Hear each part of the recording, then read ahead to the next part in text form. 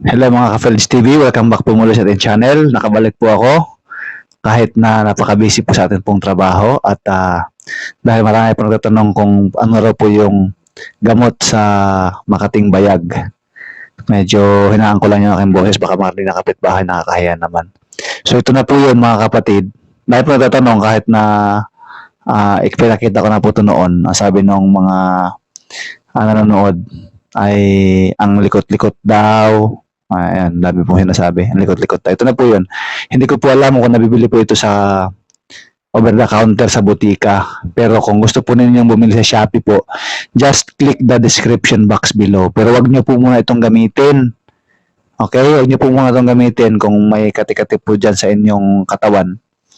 Lalo na sa masilang bahagi ng mga lalaki. Ito nyo po muna yung akin pong simple tips kung meron pong pangangati sa atin pong bayag. Ang atin pong unang gagawin ay magsuot po tayo ng maluwag na boxer tuwing gabi. At kung maligo po tayo, ay wag po muna tayong gumamit ng sabon. Tubig lang po muna ang ating ilalagay doon sa makate. At wag po tayong mag-ahit kasi mas lalong mangangati yan. At wag po tayong magpapawis. No, kung sakaling magpapawis po tayo, maligo po tayo kaagad. Or maligo po tayo ng 2 beses sa araw. Or as many times in a day kung nararamdaman po natin na medyo pumapawis po tayo. And kung hindi po gumana sa loob po ng 5 araw, sa kanya po ito bilhin mga kapatid. Okay?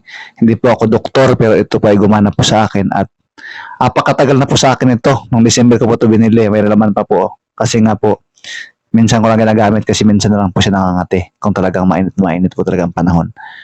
So, yun po. At wag na po kayo magreklamo kung ano po yung pangalan nito. Try nyo pong bilhin sa over the counter. Pero kung wala po, itry nyo lang din pong bilhin sa Shopee po. Just click the description box below or ipin ko po sa comment. Maraming salamat po at wag na po kayo magtanong. Joke lang. Maraming salamat po sa lahat ng magtanong.